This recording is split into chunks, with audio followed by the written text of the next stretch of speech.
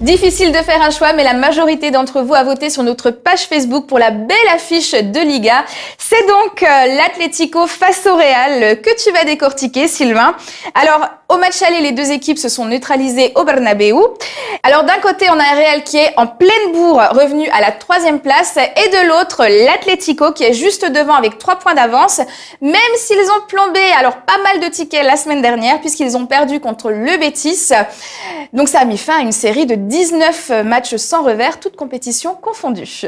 Oui, donc une série qui a pris fin, mais du coup on va avoir un beau match avec des enjeux puisque c'est le 2e qui va recevoir le 3e. Et du coup, la 2e place derrière le Barça est en jeu.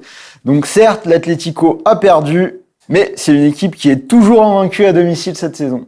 Et un Real qui n'a juste rien à voir avec celui qu'on a connu il y a quelques semaines. Oui, donc le Real qui va beaucoup mieux, mais attention, donc le Real qui est dans une semaine où ils vont enchaîner les gros matchs. Cette semaine, ils ont joué le Classico en coupe contre le Barça. Ils ont fait match nul un partout.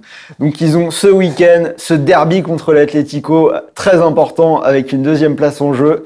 Et la semaine prochaine, ils ont un déplacement à l'Ajax en Ligue des Champions. Un match difficile qui s'annonce pour le Real, même s'ils avaient enchaîné 5 victoires consécutives avant ce match nul en coupe dans le Classico. Alors, au niveau des compos, côté Atlético, donc il y a des absents qui sont de retour, mais pas Coquet qui s'est entraîné à l'écart et qui ne sera donc pas prêt. Oui, donc d'après la presse espagnole, Coquet qui n'est pas prêt sur ce match. Par contre, donc on a Diego Godín qui devrait tenir sa place en défense centrale aux côtés de son compatriote Jiménez. Toujours du côté des absents, donc on a Diego Costa qui ne sera pas là, donc on devrait avoir une attaque habituelle avec Antoine Griezmann et le nouveau venu Morata. Et les Madrilènes pourront compter sur un Karim Benzema qu'on n'arrête plus. Oui, donc Benzema en grande forme, mais on aura aussi Carvajal qui sera de retour de suspension en défense, Varane qui devrait jouer, et donc en attaque, aux côtés de Benzema, nous devrions retrouver Bale et Lucas Vazquez qui a marqué contre le Barça. Bon, c'est une rencontre qui n'est pas très facile à pronostiquer. Tu pars sur quoi, toi ?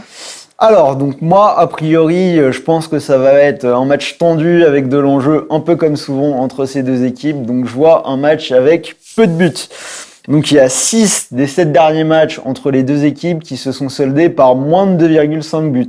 Donc, pour assurer, moi, je vais carrément prendre le moins de 3,5 buts coté à 1,22, mais les plus audacieux peuvent aller jusqu'à moins de 2,5.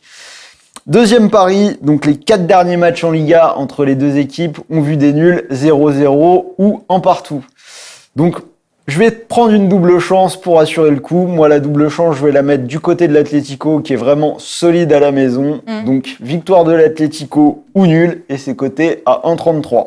Et pour finir, le dernier pari, donc j'ai pris la double chance, mais moi quand même, je vois plutôt une continuité de la série et un nouveau match nul. Donc ce sera le nul avec une très belle cote de 3,10.